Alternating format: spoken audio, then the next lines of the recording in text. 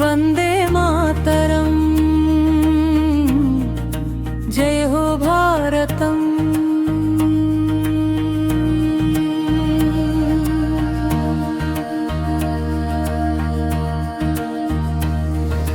బానిస గొలుసుల చీకటిలో స్వేచ్ఛ సూర్యుడి కలలు కన్నారు. త్యాగాల రక్తంతో ఈ నేలపై భవిష్యత్తును వారు రాశారు. భగత్ సింగ్ గుండెల్లో నిప్పు, గాంధీ చేతిలో సత్యబలం, అంబేద్కర్ చూపిన మార్గమే న్యాయ భారత తొలి స్వరం.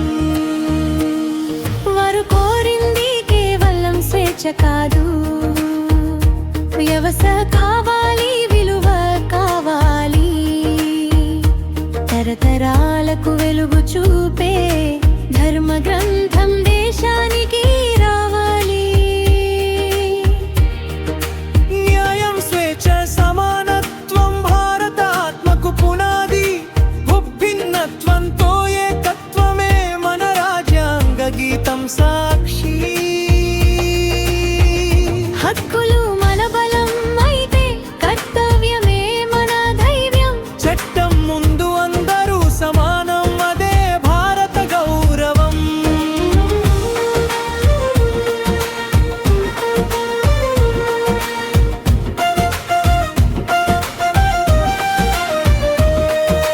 మాట స్వేచ్ఛ, మత స్వేచ్ఛ బతుకుకు ఇచ్చిన భరోసా. దేశం కోసం నిలబడటమే పౌరుడి నిజమైన ఆశ. కాలంతో పాటు మారే శక్తి, కానీ విలువల్లో అచంచలం. జీవంతమైన ఈ రాజ్యాంగం ప్రజల శ్వాసలో నిత్యం నిలయం. పేదవాడి కన్నీటికి ఆశ, రైతు చెమటకు గౌరవం. కార్మికుడి శ్రమకు హక్కు, ఉద్యోగికి న్యాయ బలము. మహిళలకి సమాన స్థానం, పిల్లలకి సురక్షిత భవిత. రైతులు, ఉద్యోగులు, లేబర్ అందరికీ ఒకే భవితవ్య పథం. సమాన అవకాశాలే లక్ష్యంగా, న్యాయం మన నిత్య దిశగా. భారత వైవిధ్య గుండెల్లో భాతృత్వమే శాశ్వత భాషగా. ఇది కాగితం కాదు, ఇది ఒక జీవంత శక్తి.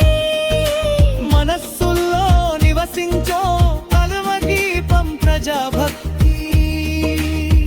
దైవ స్వరూపమైన ఈ రాజ్యాంగం కాలాన్ని జయించిన సత్యం.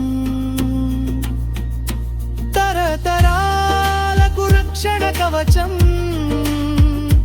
భారతానికి అమర గీతం. వందే మాతరం, వందే మాతరం, జయ హో భారతం.